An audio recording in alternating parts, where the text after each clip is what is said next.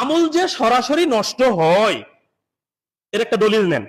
সহিহ বুখারী 5545 নম্বর হাদিস, আবু বুরদা ইবনে নিয়ার রাদিয়াল্লাহু আনহু ঈদুল আজহার দিনে ঈদগাহে যাওয়ার আগে বাড়িতে পশু জবাই করে ফেলেছেন। ঈদগাহে যাওয়ার পরে মুহাম্মদ সাল্লাল্লাহু আলাইহি সাল্লাম বললেন, আজকের দিনে আমাদের প্রথম কাজ সালাত আদায় করা, এরপরে ফিরে গিয়ে কুরবানি করা। যারা এই নীতির অনুসরণ করলো তারা আমাদের অনুসারী, আর যারা আগে পশু জবাই করে পরে সালাত আদায় করবে তাদের এটা আগাম গোশতের ব্যবস্থা।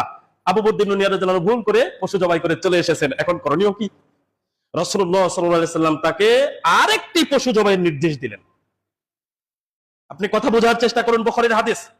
লোকটার নিয়াত ঠিক ছিল, ঈদুল আজহার দিনও ঠিক ছিল, পশুও ঠিক ছিল, শুধু ঈদের সালাতের পরে পশু জবাই করা লাগতো, আগে করে ফেলেছেন।